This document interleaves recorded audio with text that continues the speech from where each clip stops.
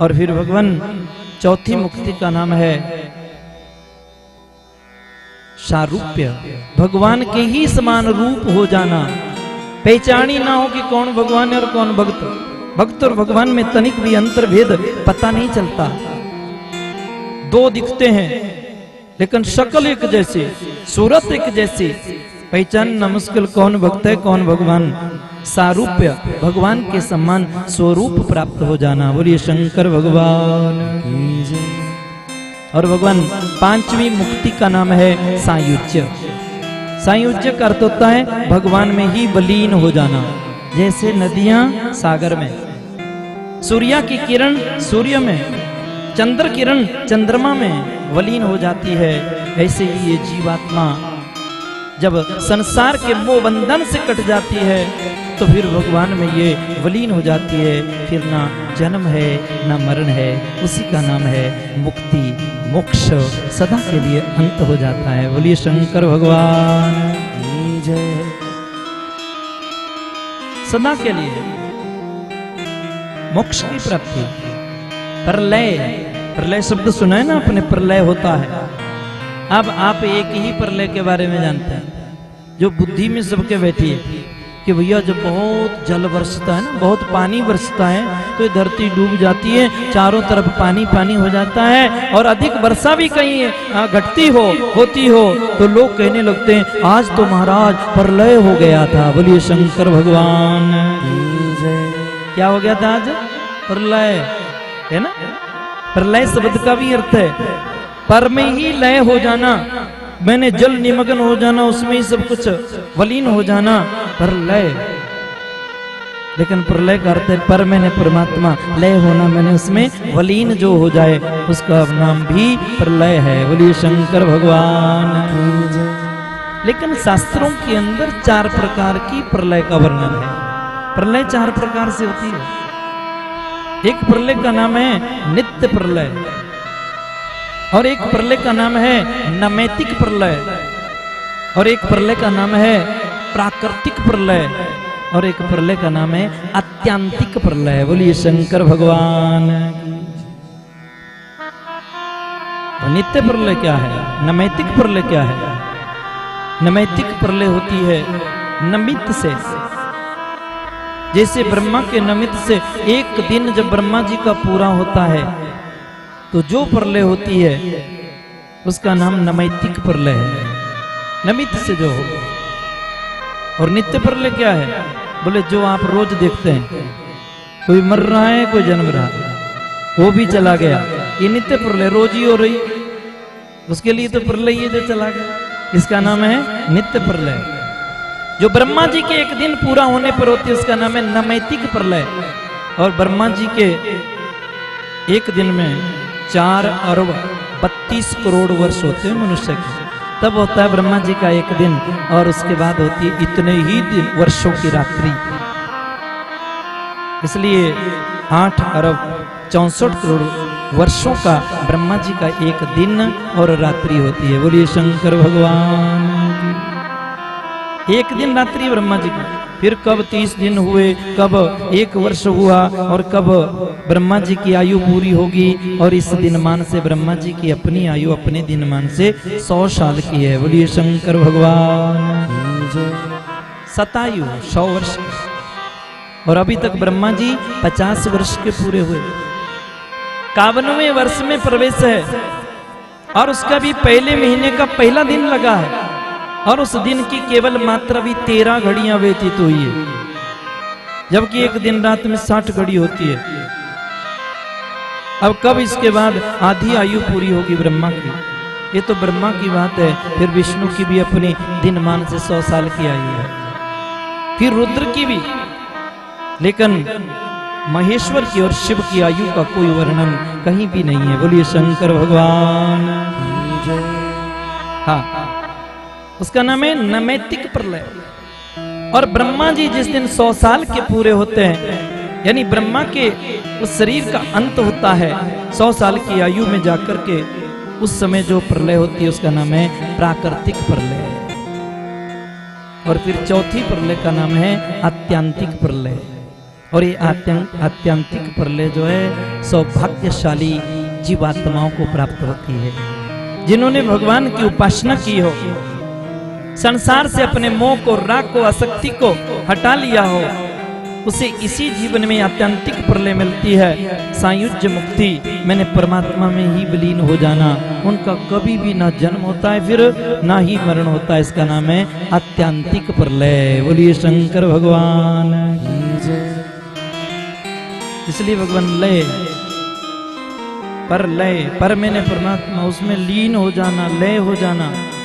इसीलिए शिव मैंने कल्याण, लिंग मैंने लय होना, उसमें सब कुछ समा जाता है और उसी से उत्पत्ति पूरे ब्रह्मांड की होती है। इसलिए ज्योतिर्मय शिवलिंग। बोलिए शंकर भगवान की जय। प्रकाश में शिवलिंग, कल्याणकारी शिवलिंग,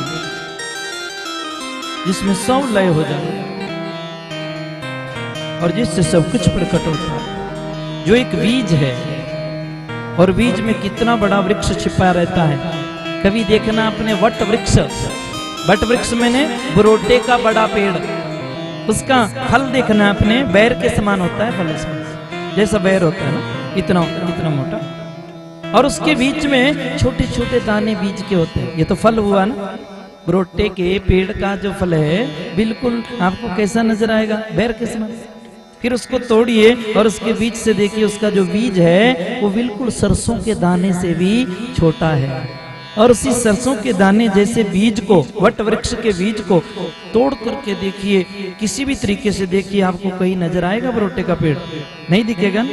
पर जैसे आप भूमि में छोड़ेंगे, वातानुकूल उसको माहौल देंगे, तो उसी बीज की परत जब पृथ्वी को पार करके बाहर निकलेगी, अंकुरित होगी, देखने को तो छोटी लगेगी, लेकिन उसी से एक दिन वट वृक्ष मैंने विशाल वृक्ष, जिसके बराबर कोई वृक्ष नहीं, बड़ा दाढ़ी वाला वृक्ष पैदा हो जाता है। बोलिए शंकर भगवान।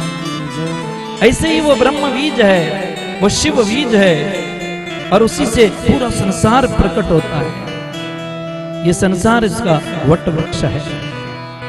इसलिए शिवोपासना, शंकर की उपासना कल्याणकारी है शिव, सत्य है शिव, इसीलिए है शिव। और तभी कहते हैं उन्हें सुंदर, सत्यम शिवम सुंदरम। बोलिए शंकर भगवान की जय, उमापति महादेव की जय, शिव महापुराण की जय। अब भगवान के शिव तत्व को जानने की लीला बहुत अनंत है, लेकिन नारद जी ब्रह्मलोक में बैठ करके ब्रह्मा की वाणी से इस लीला का श्रवण कर रहे हैं। अनेक उनके प्रश्न है और उनके उत्तर ब्रह्मा जी दिए जा रहे हैं शिव की महिमा को दिखाने के लिए।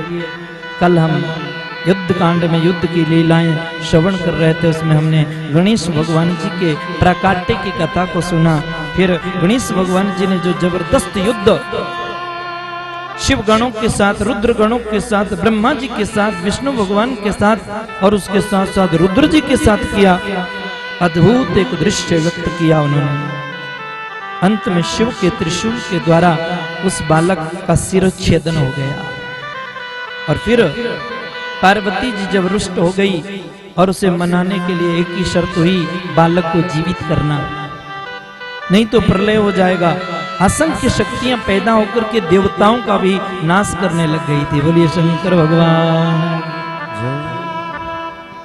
सभी देवताओं ने पार्वती को, शक्ति को प्रसन्न करने के लिए बालक को जीवित करना स्वीकार कर लिया। बोले उत्तर दिशा में जाओ, जिसका मुंड सबसे पहले मिले उसे लाना। तो किसका मिला था? कल सुनिए कथा। किसका मिला था? हाथी का ना। कौन से हाथी के बच्चे का सिर मिला? जिसको अपनी माता ने अपनी पीठ की तरफ सुलाया था। बोलिए शंकर भगवान की जय। पीठ की तरफ, माँ के पक्ष में जो था, उसी बच्चे का सिर कट गया। उसके बाद भगवान माताओं को कभी भी बच्चे से बहिर्मुख होकर के नहीं सोना चाहिए, पीठ करके नहीं सोना चाहिए, हानि हो सकती है उस हाथी के बच्चे की तरह। और उस हाथी के बच्चे का सिर काट करके ब्रह्मा जी ने शल्य चिकित्सा के द्वारा उस पार्वती नंदन के धड़ पर, शरीर पर लगा दिया। और आज से भगवान का नाम गजानन, मैंने गज के मुख वाले गणेश जी हो गए। बोलिए गणपति महाराज की जय। अग्र पूज्य, सबसे पहले पूज्य। जो गणेश की पूजा न करे उसका कोई काम सिद्ध ना हो, न सफल हो। इसलिए देवता भी सबसे पहले गणेश जी का ही पूजन करते थे। फिर उसके बाद शादी की बात ठहरी, वो कथा भी आपने कल सुनी है। पृथ्वी की परिक्रमा के लिए निकल गए थे स्वामी कार्तिकेय, लेकिन गणेश जी ने बुद्धि से काम लिया और अपने माता पिता का पूजन किया, आरती वंदन किया, 16 उपचार से उनकी सेवा की। फिर उनके चारों तरफ एक बार नहीं 7 बार घूमे, चरणों में प्रणाम किया और फिर बोला कि हमारी शादी करो। क्यों? क्योंकि अपने माता पिता की परिक्रमा करना, उनकी सेवा करना, यूं समझ लो कि सारे तीर्थों का फल प्रदक्षिणा से जो मिलता है सो उसने प्राप्त कर लिया है। शिव ने भी स्वीकार किया, पार्वती ने भी स्वीकार किया। स्वामी कार्तिकेय से पहले ही गणेश जी का विवाह विश्व रूप की 2 पुत्रियों से हो गया। एक का नाम था सिद्धि और दूसरी का नाम था बुद्धि। बुद्धि बोलते हैं अकल, सिद्धि बोलते हैं सफलता को। ये सफलता नाम की जो देवी है ये गणेश जी की पत्नी है, और विवेक नाम की यानी बुद्धि नाम की जो शक्ति है ये भी भगवान गणेश की पत्नी है। और जब को स्वामी कार्तिकेय जी वो प्रदक्षिणा करके आए थे ना, तब को तो महाराज 2 बच्चे भी हो गए, दोनों से एक एक बच्चा। और सिद्धि को जो बच्चा हुआ था उसका नाम था क्षेम, जिसे हम बोलते हैं शुभ। और बुद्धि से जो बच्चा हुआ था उसका नाम है लाभ। बोलिए शंकर भगवान। शुभ और लाभ नाम के 2 बालक भी गणपति जी को प्राप्त हो गए थे। इसलिए स्वामी कार्तिकेय जी जब आए और उनको पता लगा तो नाराज होकर के वो घर नहीं रहे, घर छोड़ के चले गए। क्रौंच नाम के पर्वत पर निवास किया। शिव और पार्वती ने उसे मनाने के लिए बहुत यत्न किया, अनेक देवताओं को भेजा, नहीं माने तो शिव और पार्वती स्वयं क्रौंच पर्वत पर जाते हैं अपने बालक स्वामी कार्तिकेय को मनाने के लिए। लेकिन वहां से भी 3 कोस और दूर जाकर के रहने लगे, दूसरे शिखर पर। फिर भगवान आगे गए नहीं, पर भगवान अपने पुत्र स्वामी कार्तिकेय को मिलने के लिए महीने में 2 बार जाते हैं। 15 दिन में, 15 दिन के बाद पार्वती जी जाती है, उसके 15 दिन के बाद शिव जाते हैं। अमावस्या को भगवान शिव मिलते हैं और पूर्णिमा को मां पार्वती अपने नंदन स्वामी कार्तिकेय से मिलने के लिए क्रौंच पर्वत पर जाती है। और वहीं पर स्वामी कार्तिकेय ने शिवलिंग की स्थापना की है पूज्य माता पिताओं का पूजन करने के लिए, और उस शिवलिंग का नाम है मल्लिका अर्जुनम। बोली के मल्लिका अर्जुन भगवान। 12 ज्योतिर्लिंगों में से एक है। विश्वनाथ की कथा आपने बहुत सुनी है। काशी वाराणसी में जो अभिमुक्त क्षेत्र है, जहाँ जाने पर ही मुक्ति मिल जाती है और मरने पर मोक्ष की प्राप्ति होती है, वो काशीपुरी वाराणसी वरुणा नदी जहाँ बहती है, भगवान की अपनी निजपुरी है, जिसका प्रलय काल में भी कभी अंत होता नहीं है, जहाँ विश्वनाथ सदा विराजमान रहते हैं। बोलिए विश्वनाथ भगवान की जय। काशी विश्वनाथ गंगे। लोग मरने के लिए स्पेशल जाते हैं काशी में, क्योंकि वहां प्राण छोड़ने से मुक्ति मिलती है। आज भी अगर वाराणसी की यात्रा पर निकलो, वहां के शमशान घाट को देखना, करीब करीब 2500 से 3000 मुर्दा प्रतिदिन जलता है। न जाने देश के कौन कौन से भाग से शवों को जलाने के लिए वहां पर लाया जाता है वाराणसी के अंदर। बोलिए शंकर भगवान। काशीपुरी भगवान की अपनी निधि। और भगवान उससे पहले कल कथा सुन रहे थे हम जालंधर की। जालंधर की कथा सुनी थी, जिसने ब्रह्मा जी का कंठ पकड़ करके आंखों से आंसू निकाल दिया था, वो जालंधर। उसकी कथा को हमने श्रवण किया। और उसकी पत्नी का नाम था वृंदा, कालनेमी की जो बहन थी, पतिव्रताओं में श्रेष्ठ थी। और जब तक उसका शील हरण न होता, जालंधर की मृत्यु कभी भी संभव नहीं थी।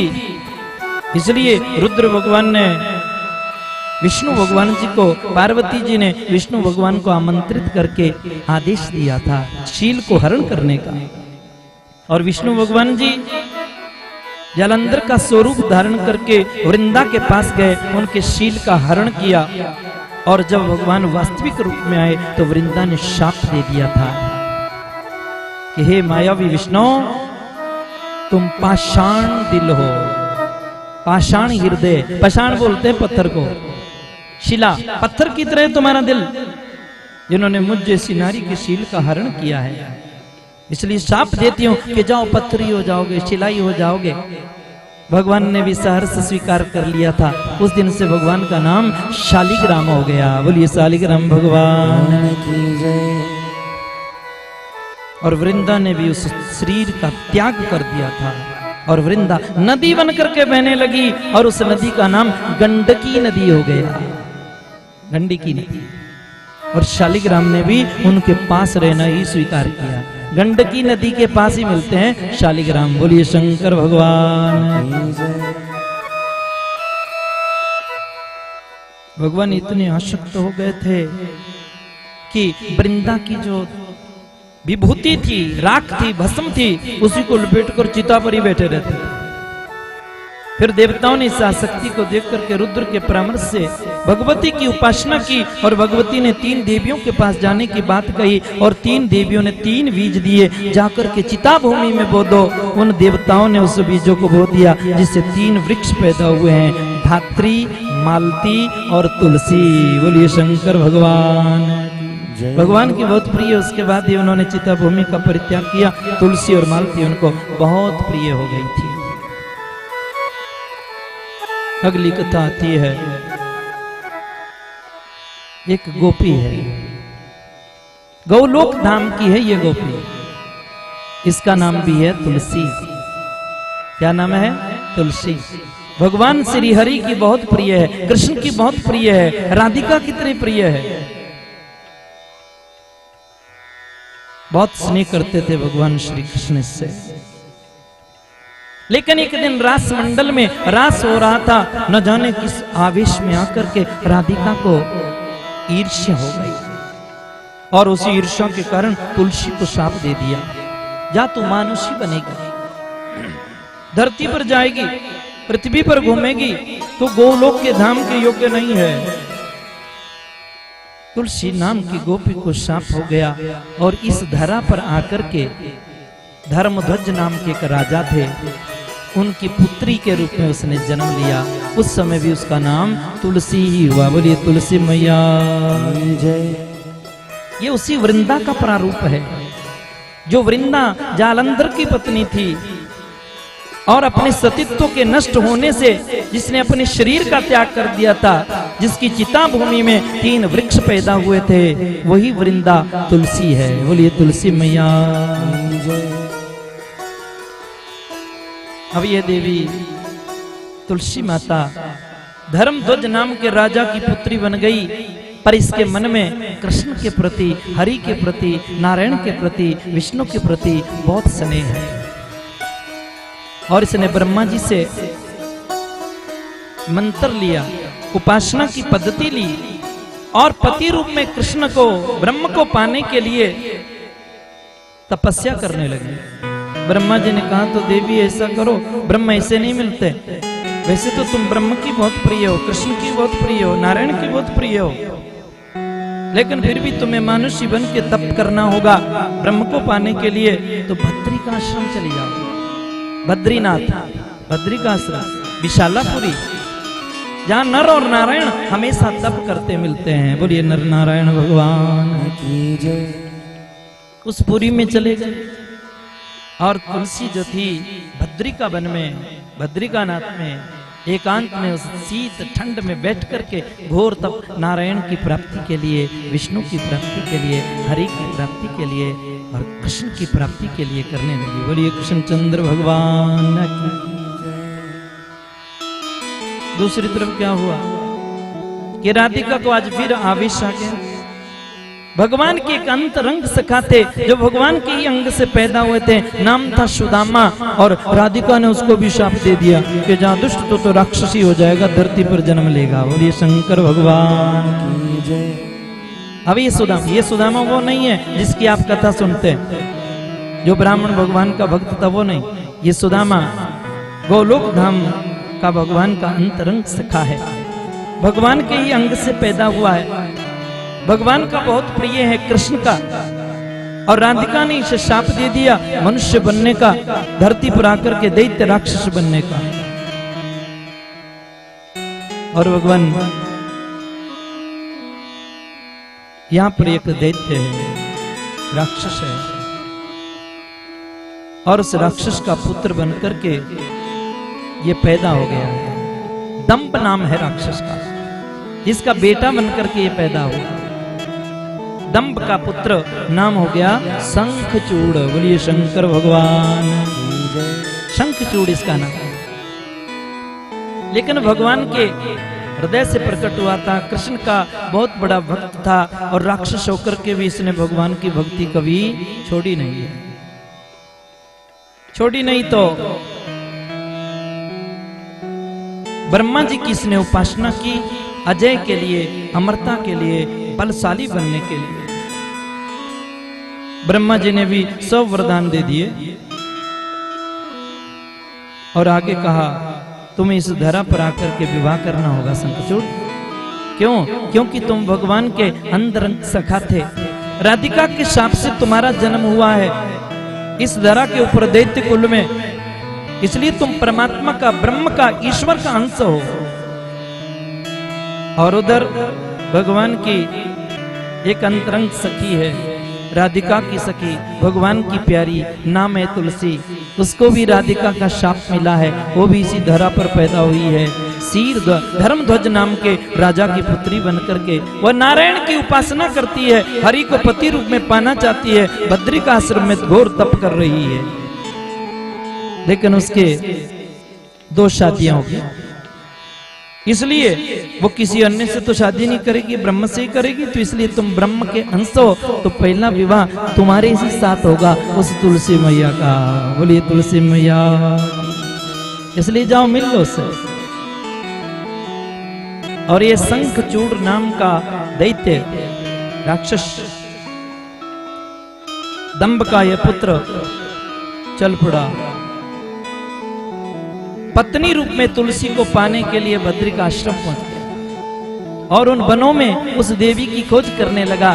तप करती हुई, तप की वो दिव्य मूर्ति तुलसी प्राप्त हो गई, मिल गई, और उसके सन्मुख खड़ा उसके सौंदर्य को देख करके सम्मोहित हुआ। लेकिन कोई अनाचार नहीं। फिर वो देवी भी पूछने लगी, कौन हो तुम? तुम्हारे आने का कारण क्या है?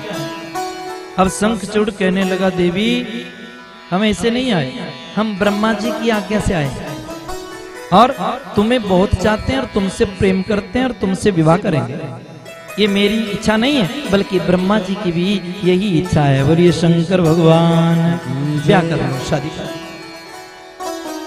और जैसे वैसे कैसे मान जाए कि तुमको ब्रह्मा ने भेजा है और तुमको मेरे से ही शादी करनी है और मैं भी राजी हो जाऊं? ये नहीं हो सकता, क्योंकि मैं तो नारायण के अलावा किसी को पति रूप में पाना चाहती ही नहीं है, और उन्हीं के लिए तप कर रही हूं, उन्हीं के लिए साधन कर रही हूं। और इतनी बात जब बोल रही थी तो वहीं पर जगत के पिता ब्रह्मा जी का प्राकट्य हो गया। बोलिए ब्रह्म भगवान। ब्रह्मा जी प्रकट हो गए। ब्रह्मा जी ने कहा, देवी तुलसी ये सत्य कह रहा है, इसको मेरा ही आदेश हुआ है। सुन देवी, मैं तुम्हारे पूर्व जन्म का वृत्तांत कहता हूं। तू गोलोक धाम की गोपी हो, राधिका के अंग से तुम्हारा प्रकट्य है, और तुम राधिका स्वरूप ही हो, और भगवान कृष्ण की बहुत प्रिय हो, इसीलिए उन्हीं के लिए तप कर रही हो। तुम्हें पति रूप में तो वही मिलेंगे, लेकिन अभी नहीं, उसके लिए प्रतीक्षा करनी होगी। उससे पहले तुम्हें इससे विवाह करना होगा। क्यों? क्योंकि यह दैत्य जो बना है ये भगवान के ही अंग से पैदा हुआ है, कृष्ण के अंग से। कृष्ण का अंतरंग सखा है, नाम है सुदामा, और इस जन्म में ये दंभ का पुत्र बनकर के दैत्य बन गया। धनुकुल में जन्म हुआ है। धनु में ने ब्रह्मा जी का पुत्र मरीचि, और मरीचि का पुत्र कश्यप, और भगवान कश्यप के 13 पत्नी, उसमें से एक पत्नी का नाम है दनु, और दनु के पुत्र का नाम है विप्रचिति, और विप्रचिति के पुत्र का नाम है दंभ, और दंभ का पुत्र बनकर के पैदा हुआ है शंखचूड़। बोलिए शंकर भगवान की जय। भगवान ब्रह्मा की विधाता की, जगत पिता की आज्ञा मिली, और दोनों का प्रेम विवाह, गंधर्व विवाह बद्री का वन में नारायण की साक्षी में हो गया। दोनों पति पत्नी हो गए। क्योंकि शंखचूड़ ने भी कह दिया था मैं भी तो हरि का ही भक्त हूं। अब दोनों हरि की ही भक्ति करते थे और तुलसी विशेष करके ठाकुर जी का पूजन किया करती थी, इसलिए पतिव्रताओं में शिरोमणि थी ये देवी। स्वप्न में भी परपुरुष का चिंतन नहीं करती थी तुलसी, और इसी के पतिव्रता धर्म के प्रभाव से इसका पति अजयी और अमर हो गया था, जिसे मारने की शक्ति देवताओं में भी नहीं और दैत्यों में भी नहीं। बोलिए शंकर भगवान की जय। और दैत्यों ने दंभ के पुत्र को अपना राजा स्वीकार कर लिया, और राजा का तो कर्तव्य है अपनी सीमाओं को बढ़ाना और उनका रक्षा करना। अब राजा बन गए तो उन्होंने पहले पृथ्वी का राज्य और उसके बाद स्वर्ग के राज्य की भी इच्छा की, और शंखचूड़ ने स्वर्ग के ऊपर भी चढ़ाई कर दी, और देवता उसके बल, पौरुष, वीर्य, प्रभाव, पराक्रम को देख करके अपना राज्य छोड़ करके निकल लिया।